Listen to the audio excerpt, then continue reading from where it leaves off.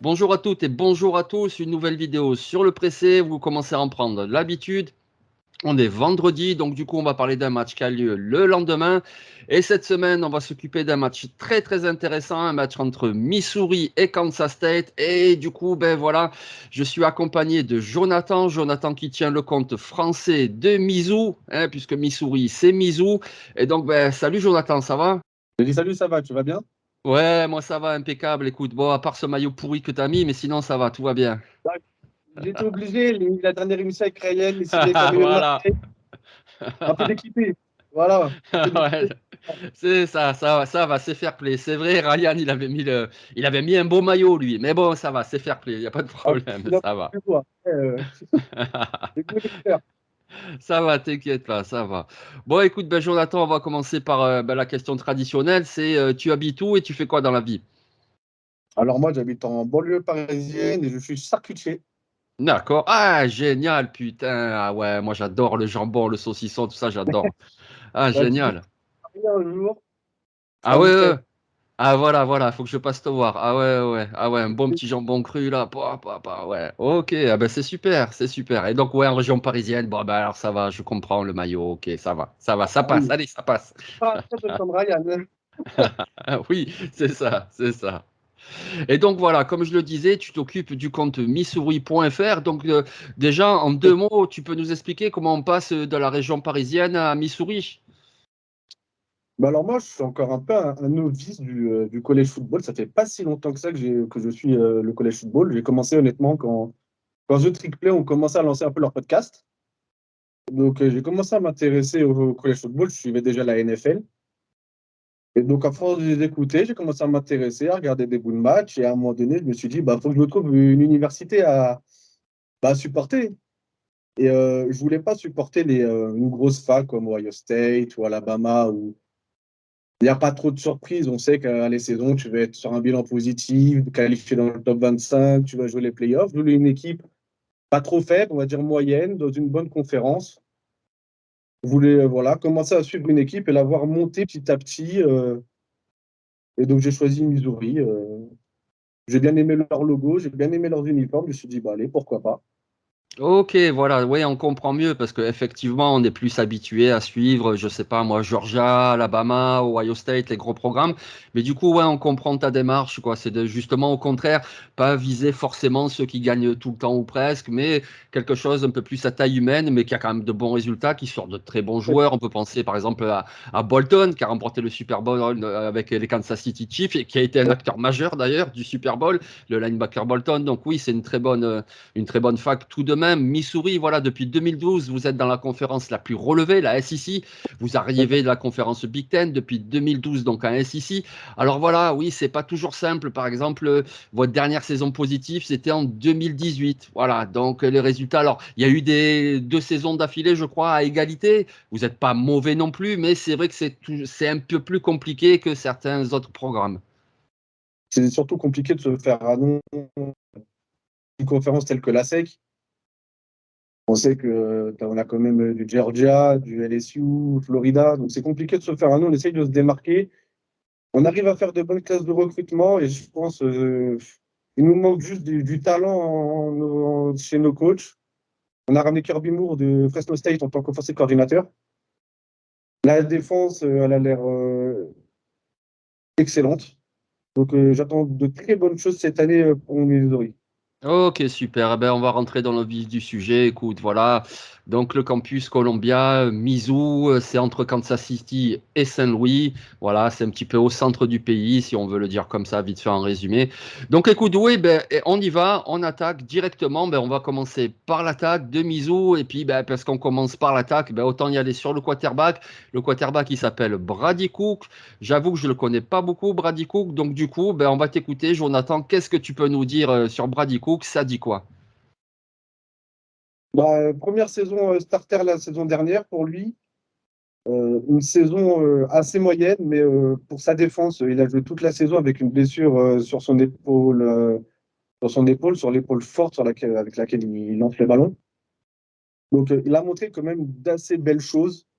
Malgré cette blessure-là, il a surtout réussi à développer son jeu à la course. En fait, Maintenant, je peux le dire, c'est devenu un QB double menace, bon à la passe et excellent à la course. Et puis, bah, cette saison, ça a l'air d'être très prometteur parce qu'il y a déjà eu le match face à South Dakota. Et il a montré, franchement, il m'a impressionné. Il m'a impressionné, surtout qu'il est en concurrence avec Horn pour ce match-là. C'est même encore en concurrence pour savoir qui sera le quarterback titulaire, même si je pense qu'après sa prestation, ça sera Bradley Cook. Mais il m'a très impressionné. Je l'ai trouvé beaucoup plus mature que la saison dernière. Des choix plus intelligents, il panique moins dans la poche. Et ouais, je pense qu'il va nous sortir une très bonne saison et je pense que c'est un QB à surveiller pour peut-être la prochaine draft ou celle de l'année encore d'après. D'accord, ok, d'accord. Et au niveau de son jeu, c'est quoi? C'est plus un lanceur depuis la poche? C'est plus quelqu'un de mobile? C'est quel style de quarterback? Bah, comme j'ai dit depuis la saison dernière, il a quand même été très mobile, donc je dirais plus que c'est quand même un QB qui lance en étant très mobile, même si ça lui arrive de lancer dans la poche, mais on n'a pas une O-line exceptionnelle, mais c'est plus ouais, un QB très mobile. D'accord, ok. On va Bon, faire une différence à la course qu'à la passe. ok, d'accord, très bien. Bon, ben ça marche aussi de toute façon, hein. Au collège, en collège, ça marche, et puis en NFL, on le voit de plus en plus, ça marche aussi avec des Justin Fields, Lamar Jackson, etc. Donc, ok, ça va, ça c'est très bien. Et ben, tu as évoqué un petit peu la ligne offensive. Moi, je t'avoue, je connais qu'un seul joueur, mais il me paraît très bon. Il s'appelle Javon Foster. Donc, tu peux nous dire un mot sur Javon Foster et puis sur le reste du 5 majeur sur cette ligne offensive? Bah, Javon Foster, c'est un tackle qui s'était déjà montré la saison dernière. C'était montré assez intéressant et il manquait bah, d'expérience, en fait, cruellement d'expérience. Mais cette année, je pense que ça va vraiment être l'atout numéro un de cette O-line. Ça va être lui vraiment le patron, celui qui va diriger cette O-line. Malheureusement, c'est un peu le seul bon O-line qu'on va avoir. On n'a pas fait d'excellents recrutements ces dernières années sur la O-line, même sur le portail des transferts. On n'a pas ramené de très bons noms, malgré je regarde Marcellus Johnson de Eastern Michigan, qui était un ancien prospect 4 étoiles. D'accord. On, a, on attend de voir plus de lui. C'est vrai que le step Eastern Michigan et Missouri en sec, Ouais. c'est un peu toujours le flou de savoir s'ils vont réussir à s'acclimater à un tel niveau de foot. Mais ouais, ça va être un peu le patron de cette online. Il n'y a pas vraiment grand monde à côté de lui, malheureusement.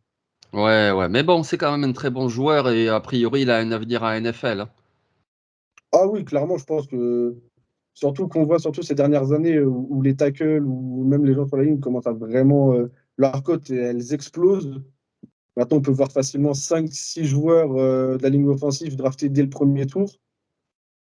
Et moi, je vois bien, franchement, pour la prochaine draft, avec le physique qu'il a, monter facilement fin de premier tour s'il sort une saison très correcte. D'accord, ok. Ouais, bonne saison. S'il fait un bon combine, ça peut être même carrément un premier tour, alors. C'est très bien que sur les combats, c'est très bien que les scouts, ils adorent les gros physiques assez athlétiques. Et c'est exactement l'archétype pardon, de Javon Foster. Donc, moi, j'ai de très grosses attentes sur lui.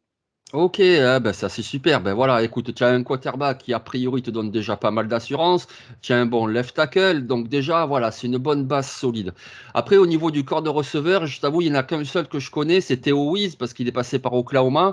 Donc, qu'est-ce que tu peux nous dire un peu sur cette escouade de receveurs? Bon, on a une excellente room de receveurs. Théo Wyss, comme tu as pu citer, ancienne recrue 5 étoiles qui nous a rejoint du portée des transferts en provenance d'Oklahoma. On a l'ancienne recrue bah, de l'année dernière, Luther Burden, le meilleur receveur du pays à sa classe de recrutement, ancien 5 étoiles. On a le 4 étoiles de la classe de commit 2021, si je ne dis pas de bêtises, ou 2022 de Mikey Miller, Ouais, pareil, qui avait montré de belles choses l'année dernière, mais qui était un peu bloqué. Il y avait Burden, il y avait Dominique Lovett, il était un peu Lovett. bloqué. Et là, bah, cette saison, je pense vraiment qu'il a un énorme potentiel et qu'il va exploser et que ça va vraiment être la surprise pour l'attaque de Missouri. D'accord, ah ben alors c'est vraiment prometteur, quoi, parce que Wiz, voilà, genre, on le connaît, on sait qu'il peut faire des différences, mais si en plus tu rajoutes du Burden, tu rajoutes Mekhi Miller, etc. Ah oui, ça commence à être très intéressant du coup là. Ouais, ouais, ouais. Exactement. Et au niveau des Titans, il y a un Titan qui sort du lot aussi? Ça tourne beaucoup, il n'y a pas vraiment un Ah, tight end titulaire. On n'a jamais eu de gros tight end star, j'ai envie de dire. On n'est pas une fac à tight end, honnêtement. ouais, c'est assez rare. Il y a quelques années, il y avait Albert O au Bunan, mais sinon ça remonte un petit peu, quoi. Ouais, ouais. Voilà, on est vraiment basé sur les receveurs plutôt que les tight ends, même si on peut regarder les stats de nos tight ends chaque saison, c'est limite du ridicule parce que tu as l'impression qu'ils servent un peu à rien. Alors, ils sont très utiles, mais ils sont pas ciblés par nos quarterbacks. D'accord, c'est plus des Titans pour bloquer, quoi. Ok, exactement. Surtout on a un gros jeu à la course. On tourne Ah avec ben deux running vas-y. backs. Ouais, On vas-y, tourne avec enchaîne. deux running backs, Cody Schrader, notre senior, et Nathaniel Pitts. Pitts qui va vraiment être une vivacité. C'est un mec qui va courir extrêmement vite. Cody Schrader, c'est plus le tank. Ok. Celui que tu envoies sur 3e et 2, 3e et 3 et qui rentre pleine balle dans la D-line adverse. Et ils tournent les deux, c'est un double plat. Voilà, ils tournent entre les deux. Il n'y a pas vraiment un running back titulaire. Ils prennent autant de reps l'un que l'autre. De toute façon, ça se fait beaucoup maintenant au college football. Et voilà, moi, je suis très content de cette room de running back. Ce pas des gros noms, mais ils nous font extrêmement du bien. D'accord. Donc, si j'ai bien compris, à la fois ils sont solides, mais en plus ils sont très complémentaires, quoi. Voilà, Exact. tu as le tonnerre avec le costaud, et puis tu as la foudre avec le rapide, Pete, et du coup, ça c'est bien ça. Comme ça évite, ça limite déjà les blessures. Et puis, c'est toujours bien d'avoir des joueurs qui se complémentent, hein, entre un mec qui va te prendre beaucoup de yards à la course et l'autre qui va être très utile dans les moments cruciaux. Euh, moi, je suis très content. D'accord, ok. Ben, quand je regarde un petit peu les stats de l'année dernière, en 2022, vu que c'est le même coaching staff, ben, je vois que l'attaque de Missouri, ça court davantage que ce que ça lance. Donc forcément, ben, alors c'est important. Alors comme tu l'as dit, il y a un quarterback qui sait courir, et puis tu as un super duo de coureurs. Donc du coup, quand même, c'est plutôt... Alors ça lance des ballons, c'est pas ce que je dis, mais a priori, c'est quand même beaucoup une attaque qui va au sol. Exactement. Bah, c'est surtout, comme j'ai pu le dire précédemment, où Brad, du coup, qui a eu une blessure à l'épaule. Donc, du coup, ils ont essayé d'éviter d'aggraver ça parce qu'on avait un peu personne derrière pour le remplacer. Donc, c'est ce qui a fait développer notre jeu à la course. L'année dernière, le jeu à la course a vraiment explosé. Et cette année, il va confirmer, quand j'ai dit grave, enfin grâce, ou avec la blessure de Bradikou, qui ont fait que bah, on a plus couru que lancé. Et aujourd'hui, on voit clairement que ils ont pris de l'expérience, ils prennent des gros gains et ça va vraiment être une arme très intéressante à suivre. Ok, super. Bon, ben, l'un dans l'autre, voilà, c'est pas, comme tu disais, une attaque avec beaucoup de gros noms, des stars connus, etc. Mais il y a quand même de très bons joueurs à certains postes. On l'a vu avec Javon Foster au niveau des receveurs. Après, c'est très solide au niveau du comité de coureurs. Il y a plutôt un bon quarterback. Donc, au niveau de l'attaque, ça me paraît pas mal. On va passer en défense. Et là, en défense, franchement, alors, on va commencer par le premier rideau, évidemment, même si, franchement, moi, je trouve que c'est surtout à la ligne arrière que c'est très, très bien. Mais écoute, on va commencer par le premier rideau. Et quand même, l'année dernière, il y a eu la draft de Isaiah McGuire, donc c'était votre meilleur pass rusher. Donc, du coup, est-ce qu'il y a quelqu'un un petit peu pour prendre la relève de McGuire dans cette défense de Missouri? On a un bon remplaçant, mais c'est plus sur l'intérieur de la ligne défensive. Ouais, On a Darius Robinson, qui, pareil, a fait quelques stats l'année dernière, mais qui était bloqué par DJ Coleman, qui lui aussi est parti en NFL du côté des Jaguars. Et donc maintenant, ça va être lui le patron de cette D-line genre, qui manque de talent, oui, mais sur le premier match de la saison, on a vu clairement que c'était des morts de faim et qui mettaient une grosse pression sur le quarterback adverse. On a perdu en talent, mais je pense que les jeunes qui arrivent, ils vont faire très mal, comme DJ Wezolak. On a eu classe de commit la même année que Luther Borden, qui a un 4 étoiles, qui lui aussi est très attendu sur la J-Line pour exploser pour les années à venir. D'accord, DJ Wezolak. Ok, je vois. Ouais, Redshirt Freshman. D'accord. Ok. 6'3", 236. Ok, donc ça doit être un joueur un peu plus fluide, un peu rapide et vraiment l'edge rusher, quoi. C'est ça. Assez athlétique, assez puissant. Si on arrive à bien le développer correctement, ça peut vraiment devenir une pièce maîtresse de notre D-line. D'accord, ok, bah, très bien. Voilà, très bien. Déjà, il y a un élément bien prometteur, etc.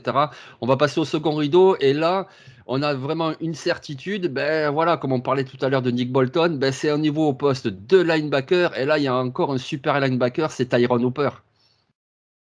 Tyron Hooper qui nous a rejoint l'année dernière des Gators de Floride. Et quelle saison! Ouais. Il a transcendé notre défense entière. En fait, je pense que clairement, il marche sur les pas d'un Nick Bolton. Ah ouais. Ouais, franchement, il est impressionnant. Il est partout sur le terrain.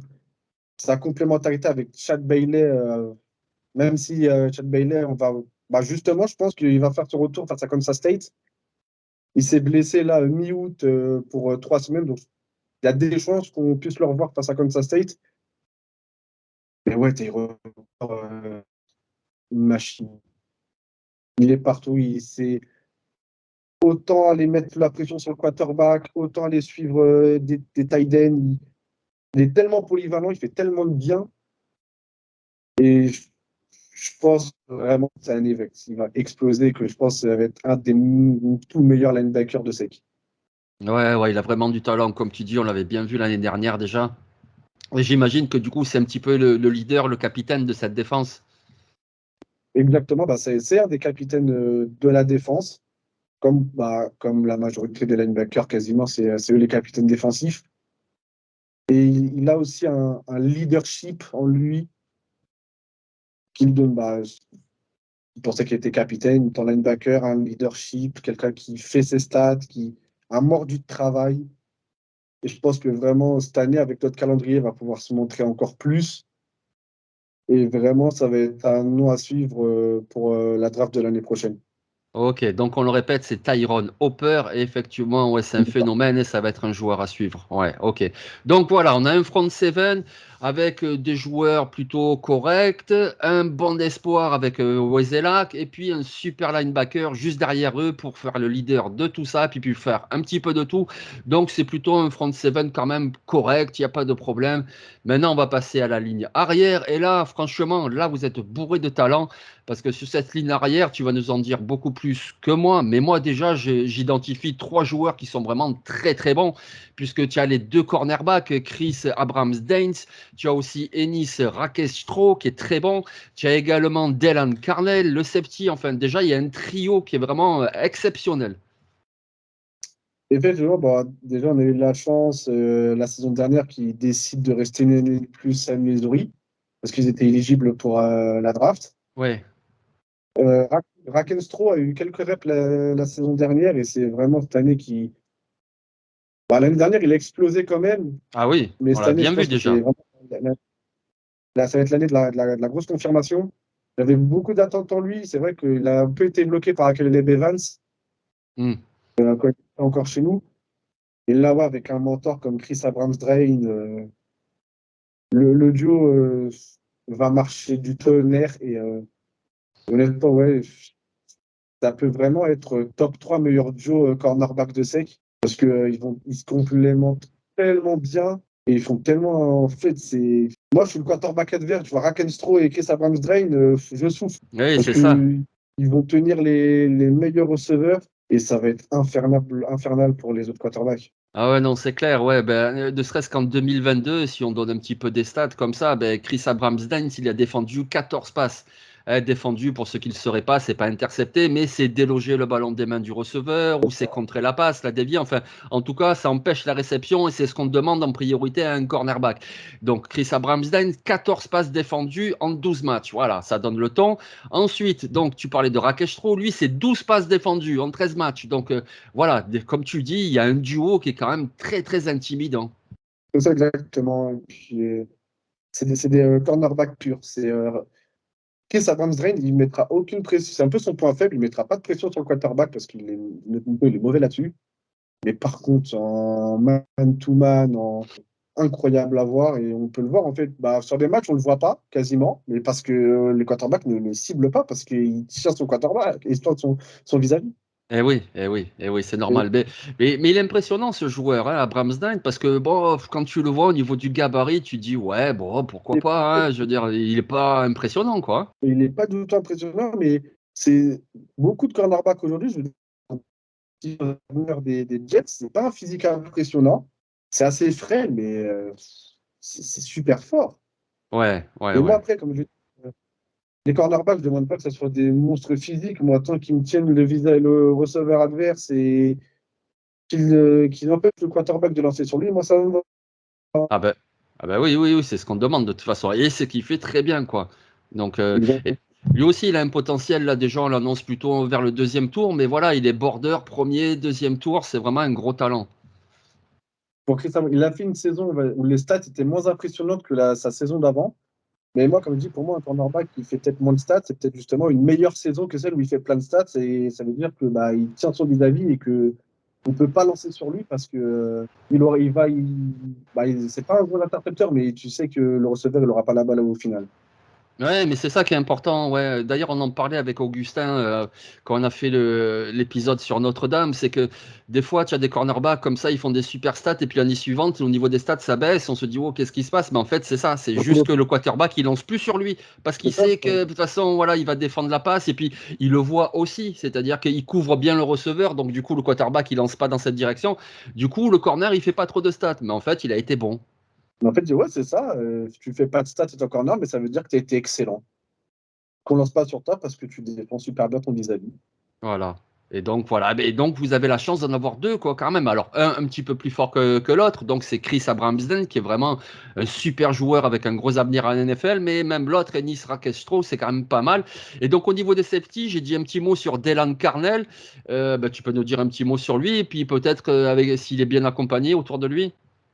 Ouais, mais il est accompagné par son compère Jalen Carlisle. Ouais.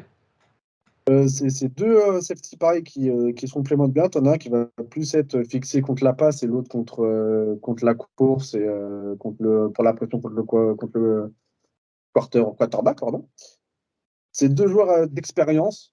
Pareil, John Carlisle, bah, il est revenu pour une année de plus. Il était pareil éligible pour la draft. Et pareil, bah, ça va être les patrons de cette ligne arrière. C'est pas des joueurs euh, qu'on voit faire beaucoup de stats, qu'on voit beaucoup sur le terrain, mais quand il y a une action qui arrive sur eux, tu es sûr qu'ils vont répondre présent et ils vont pas se louper. C'est des joueurs très sûrs, très sereins. Et c'est ce qui est le plus important. Bah oui, oui. Bah, du coup, ça fait quand même une bonne défense, quoi. Alors, il faut ça, parce qu'en conférence SEC, c'est violent. On va d'ailleurs aborder un petit peu le calendrier. Mais du coup, l'un dans l'autre, ça fait quand même une très bonne défense. C'est une très bonne défense. C'est une défense aussi expérimenté. On a nos deux linebackers, c'est des seniors. Notre duo de cornerback, c'est des juniors. Ouais, ouais. Bon, j'avoue que j'ai un peu peur pour la saison prochaine parce que tous ces joueurs-là, on va les perdre.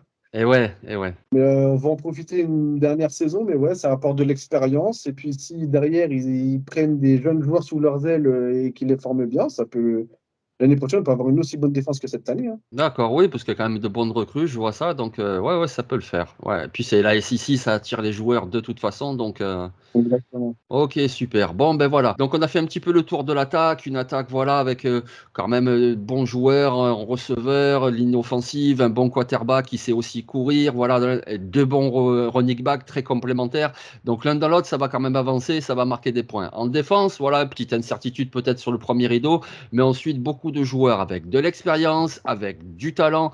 Donc, c'est quand même assez costaud Missouri. Donc, du coup, ben, à ton avis, qu'est-ce que ça peut faire cette année en SEC? On va juste regarder un petit peu votre calendrier parce que ben voilà, c'est la SEC et forcément ben vous jouez quand même beaucoup de monstres quoi. Vous jouez contre, allez on y va. Donc là vous avez fait South Dakota, les Coyotes, ok, c'était peut-être un petit peu le cupcake pour se mettre en jambe, mais après plus Exactement. tard vous allez avoir LSU, vous allez avoir South Carolina, Kentucky, Georgia, Florida, Arkansas, enfin c'est vraiment du très très costaud quoi.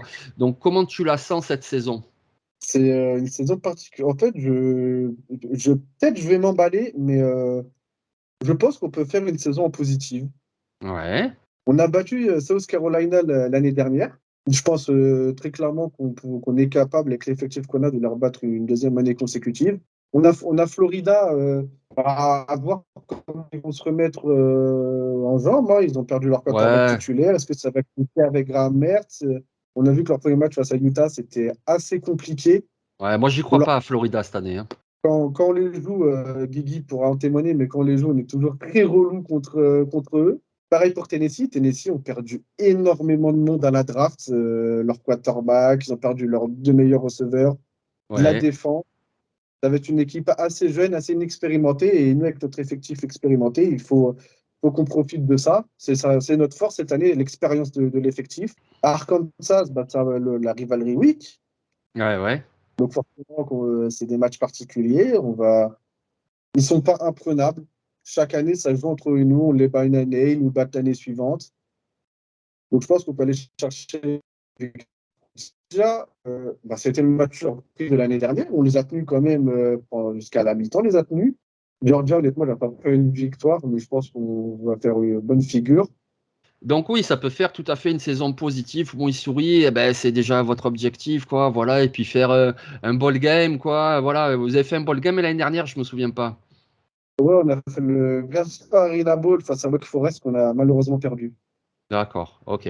Mais bon, déjà faire un ball game, c'est déjà une bonne performance Ouais, parce que ben voilà, c'est une conférence très difficile. Pour avoir ne serait-ce que 6 victoires, déjà, c'est compliqué. Donc ouais, mais c'est pas impossible. Je pense très clairement que qu'à la fin de saison, on aura notre bonne game comme on a eu l'année dernière, comme on a eu encore l'année d'avant. Je pense qu'on va continuer sur cette lancée sans trop de problèmes. oui, oui, moi je pense aussi, hein, je disais voilà, que c'est pas simple parce que c'est la SEC, il n'y a que des gros adversaires, mais franchement, ah oui, moi je serais très surpris si vous n'avez pas au moins 6 victoires et je pense que vous en aurez au moins, allez, 8, peut-être même 9. Donc oui, oui, je vous vois tout à fait faire une bonne saison là, avec cette grosse défense, une attaque quand même qui est plutôt cohérente et ça va beaucoup courir. Il y a vraiment voilà, tout ce qu'il faut pour y aller. Donc ouais, moi je pense que 8, 9 victoires cette année, ça peut le faire.